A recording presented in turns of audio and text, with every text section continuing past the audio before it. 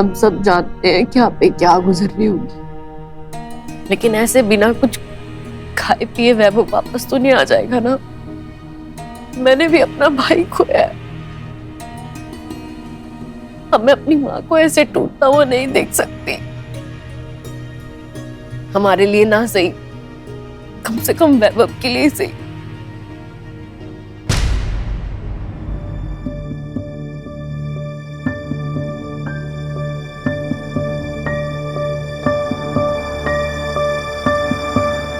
माया, क्या हुआ माया? पता नहीं रोहित, कल से पेट में दर्द है। घर में इतना सब कुछ हो गया, इसलिए मैंने किसी को कुछ बोला नहीं। अरे पर माया, तबीयत के मामले में लापरवाही नहीं बरतते। एक काम करते, थोड़ी देर बाद डॉक्टर के पास चलते हैं। ठीक है। अच्छा छोड़ो ये सब, उठो, कम से कम जोत जला दो वैभव की तस्वीर के आगे।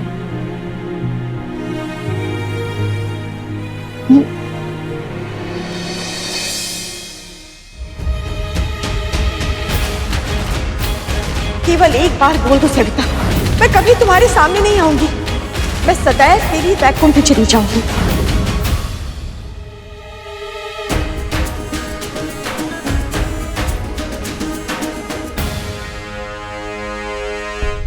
माँ, कहीं आपकी भक्त सविता का आप पर से भरोसा तो नहीं टूट जाएगा? माँ, सविता को पता ही नहीं कि अलक्ष्मी उसके साथ छल कर रही है। अदिति, श्रेया जी आई क्या? तानी कहाँ है यार? फोन भी नहीं लग रहा है उनका। ना बड़ा सदमा हुआ, पता नहीं इस हाल में वो कहाँ होंगे। हाँ, श्रेया का पता नहीं, और मम्मी का ऐसा हाल मुझसे देखा नहीं जा रहा है। ना ही वो कुछ खा पी रही है और ना ही किसी से बात कर रही है।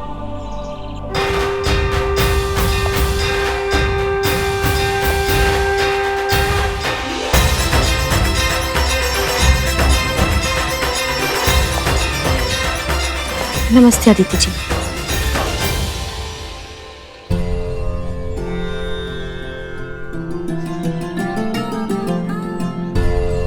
ये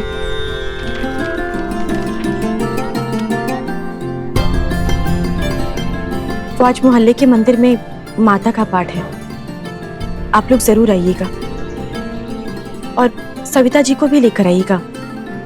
वो तो इतनी बड़ी लक्ष्मी माँ की भक्त है। शायद आपको पता नहीं है, उनके बेटे का स्वर्गवास हो गया अभी। वो नहीं आ पाएंगे। सुख में तो लोग ईश्वर को याद करते ही, तो फिर दुख में क्यों नहीं? हो सकता है वो आए तो उनका मन थोड़ा हल्का हो जाए। उन्हें बोलिएगा जरूर। नमस्ते।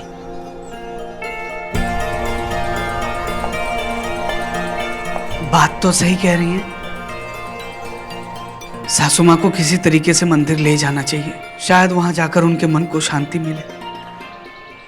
इंस्पेक्टर साहब, आपने तो कहा था कि पोस्टमार्टम होने के बाद वैभव की बॉडी मिल जाएगी तुरंत। देखिए, इन सब चीजों में वक्त लगता है, आप थोड़ा पेशेंस रखिए। ठीक है।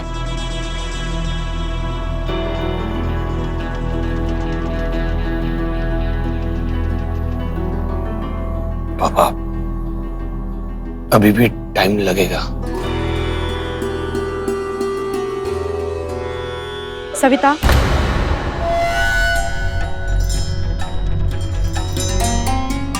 तो तुमने क्या निर्णय लिया सविता? क्या चाहती हो तुम? क्योंकि ना ही तुम अपनी लक्ष्मी माँ की पूजा कर रही हो और ना ही उनका स्मरण। ऐसे में तुम्हारी लक्ष्मी माँ को वैकुंठ लौट ही जाना चाहिए। सविता, मैं तुम्हारे उत्तर की प्रतीक्षा कर रही हूँ। मुझे बताओ अपनी इच्छा।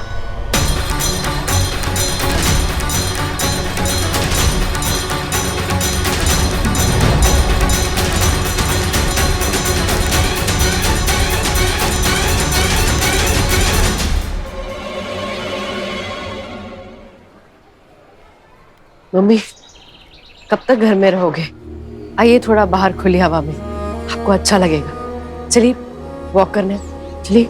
नहीं, मुझे कहीं नहीं जाना।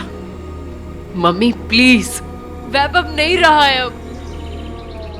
लेकिन हम भी तो आपके बच्चे हैं ना, आप इतनी सी बात नहीं मानोगी हमारी? हाँ सासू माँ, आप तो इस घर की मजबूत पिलर हैं। अगर आप टूट जाएंगे तो हमारा क्या होगा? हमें तो आपको देखकर हिम्मत मिलती है, हम आपको ऐसा नहीं देख सकते। आइए ना, थोड़ा टहल लेते हैं, अच्छा लगेगा आपको। आइए।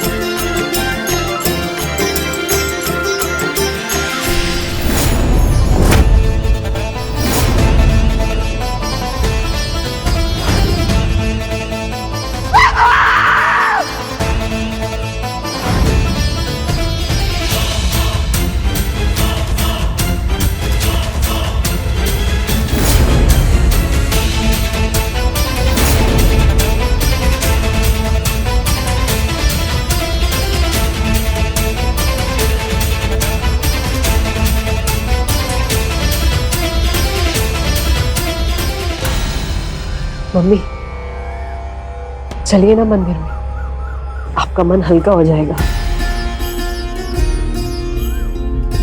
केवल एक बार बोल दो सविता, मैं कभी तुम्हारे सामने नहीं आऊंगी। मैं सदैव के लिए वैकुंठ चली जाऊंगी।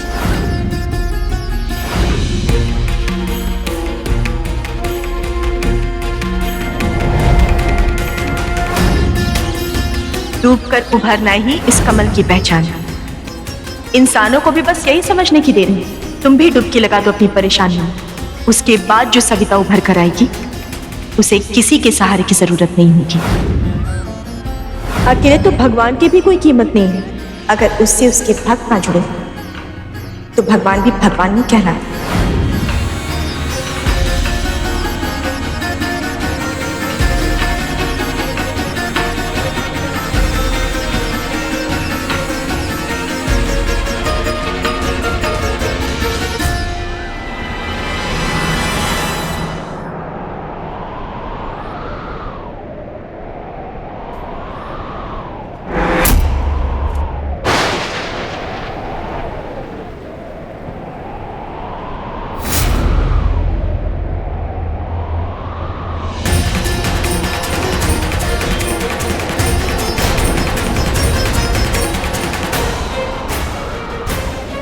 क्या माता ने हमारी पूजा स्वीकार नहीं की? दिया बुझ गया, ये तो ठीक नहीं हुआ। क्या माता की आरती अधूरी रह जाएगी? इतने सालों में ऐसा पहली बार हुआ है। कहीं माता रानी नाराज तो नहीं हो गई? नहीं, मेरी माता की आरती पूरी होगी।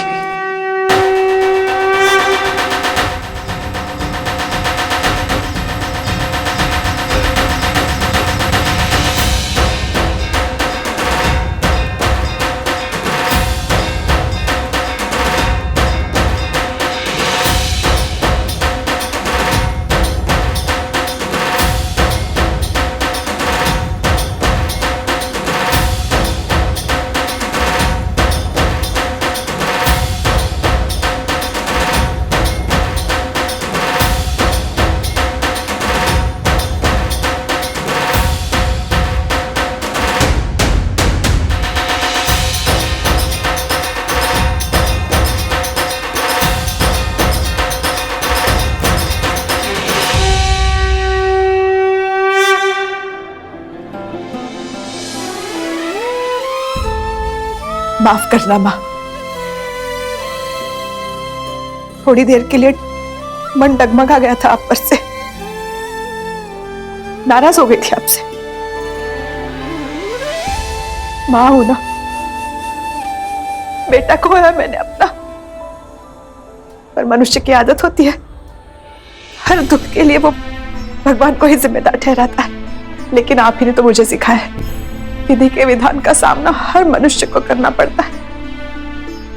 वैभव को खोने का दुख आखिरी सांस तक मेरे साथ रहेगा, लेकिन इस दुख को झेलने की शक्ति आप ही से तो मिलेगी ना माँ। आपसे कैसे मुंह मोड़ सकती हूँ मैं? आप ही मेरा सबसे बड़ा सहारा है, मेरी माँ, मेरी सखी, मेरी सबसे बड़ी ताकत आप ही है। कोई भी दुख या कोई भी पीड़ा मुझे आपसे अलग नहीं कर सकती माँ।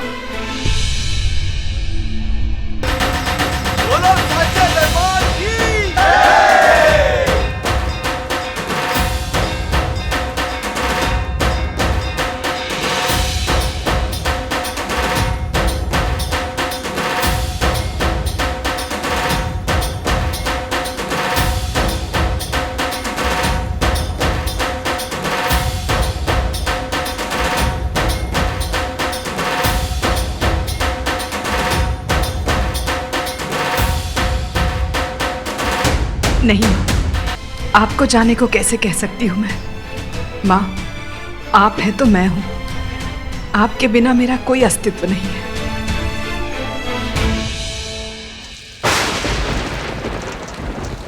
तुम सविता की भक्ति को संकटों की अग्नि में जितना अधिक तपाओगी, वह सोने की तरह उतनी ही शुद्ध होती जाएगी। मैंने तुम्हें पहले भी कहा था लक्ष्मी, भगवान की शक्ति भक्तों के विश्वास में ही होती है।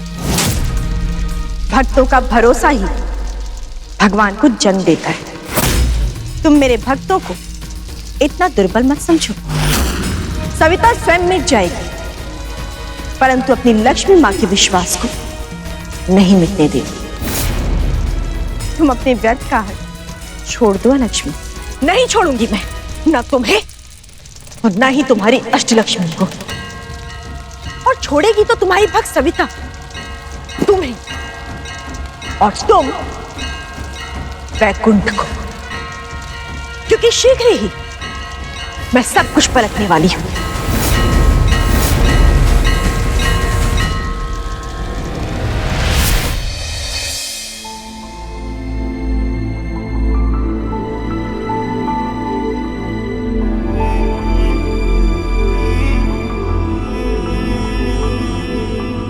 खुद को संभालना होगा आपको, अपने लिए ना से, वैभव के लिए। अपने पिता को इस हाल में देख के उसकी आत्मा को शांति नहीं मिलेगी।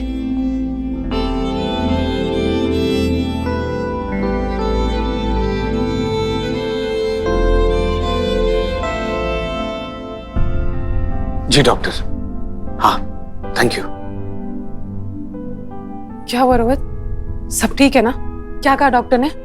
डॉक्टर ने कहा है कि तुम्हारे पेट में फाइब्रॉइड हो गया है, मतलब एक टाइप की गांठ होती है, कुछ कॉम्प्लिकेशन की वजह से गांठ हो गई है, तो उसी का दर्द है। क्या मैं ठीक तो हो जाऊंगी ना? हाँ हाँ माया, घबराने की जरूरत नहीं है। डॉक्टर ने कहा है कि एक माइनर सर्जरी करनी होगी, फिर ठीक हो जाएगा सब। सर्जरी? सर्जरी का पैसा कहाँ से आएगा रोहित? आजकल तो छोटे से छोटे ऑपरेशन में लाखों रुपए लग जाते हैं।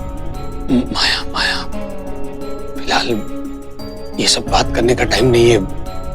घर का माहौल तो तुम देख ही रही हो, टेंशन मत लो, सब हो जाएगा, पैसे भी अरेंज हो जाएंगे। कैसे हो जाएगा रोहित? तुम्हारे घर में कोई पैसों का झाड़ लगा है क्या? शबरमा की वजह से ऑलरेडी इतने कर्जे में डूबे हुए हो तुम सब लोग, ऐसे में कैसे करवाओगे मेरी सर्जरी? हमारे घर में तो मेरे पापा ने सबका हेल्थ इंश्योरेंस ले रखा है, तुमने तो आज तक मेरा कोई इंश्योरेंस करवाया ही नहीं। इंश्योरेंस, हेल्थ इंश्योरेंस नहीं है, पर लाइफ इंश्योरेंस तो करवाई होगी ना? Life insurance? हाँ, वैभव का लाइफ इंश्योरेंस। अब जब वो नहीं है तो उसके इंश्योरेंस का पैसा हम यूज कर सकते हैं ना?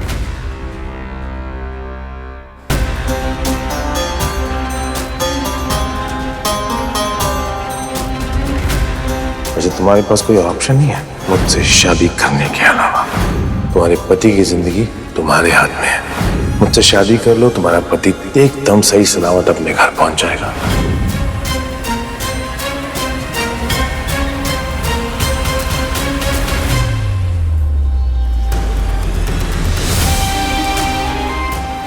करूं मैं? ऋषभ की बात मान नहीं सकती, लेकिन वैभव, घर में भी सब कितने दुखी है, उनका सच जाना भी तो जरूरी है। मेरा भाई चला गया है और तुम्हें उसके इंश्योरेंस की छी, शर्म आनी चाहिए तुम्हें। आज तो तुमने सारी हद पार कर दी। रोहित, रोहित क्या गलत बोल रही है? एकदम चुप हो जाओ, चुप, एक शब्द नहीं। मैंने तुमसे कहा ना माया, सब हो जाएगा। ऋषभ के कर्जे के पैसे भी चुक जाएंगे और तुम्हारी सर्जरी भी हो जाएगी माया। लेकिन मेरे भाई के लाइफ इंश्योरेंस के माया, तुमने सारी हदें पार कर दी। शर्म आनी चाहिए तुम्हें।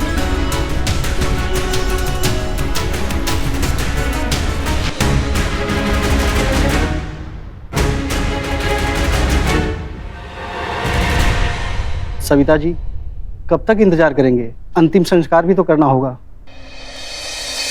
कुछ नहीं होगा पंडित जी।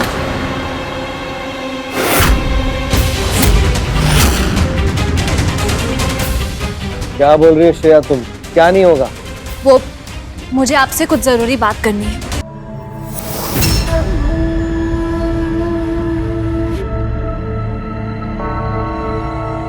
अरे मेरी बच्ची, अभी उम्र ही क्या थी तेरी? इतनी छोटी सी उम्र में भगवान ने तुझे इतना बड़ा दुख दे दिया। कौन है ये महिला?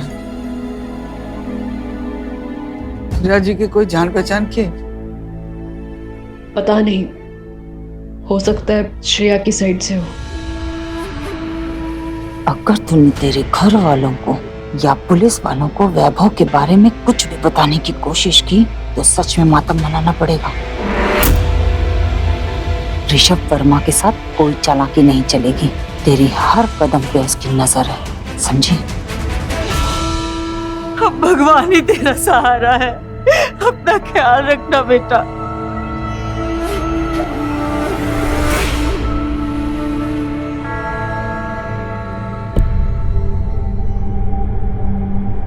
श्रेया बेटा, कुछ बोल रही थी तुम?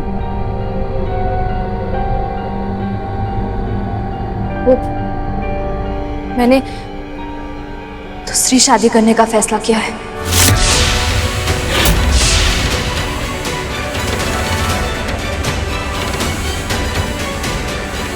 श्रेया क्या बोल रही हो तुम? दूसरी शादी? हाँ मम्मी, ठीक सुना आपने। मैं ऋषभ वर्मा से शादी करने वाली हूँ।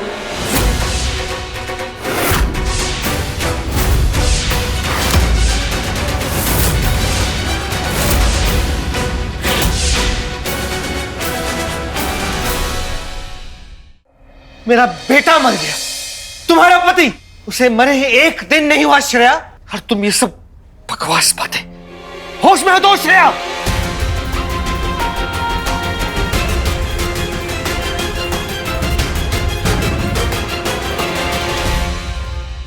हाँ पापा, होश में हूं, इसीलिए तो ये फैसला किया है। लाइफ में प्रैक्टिकल होना पड़ता है। और वैसे भी मेरे शादी को कितना ही वक्त हुआ था। मेरे आगे मेरी पूरी जिंदगी पड़ी है। वैभव नहीं है, मुझे अपनी लाइफ के बारे में तो सोचना पड़ेगा ना। और वैसे भी मैं अपना सामान लेने आई थी यहाँ पे। श्रेया, मेरा भाई तेरा पति है, कोई हैंडबैग नहीं है। एक खराब हो गया तो दूसरा बदल लिया। अरे जरा शर्म करो श्रेया, जरा शर्म करो। 24 घंटे नहीं हुए उसे जाकर और तुम दूसरी शादी। जी, अरे कैसी पत्नी हो तुम यार। ऐसी पत्नी जो जानती है अपने पति के लिए क्या करना चाहिए। और मुझे पता है वैभव भी खुश होगा। वो कभी नहीं चाहेगा कि उसके जाने के बाद मैं बैठ के आंसू बहाऊं।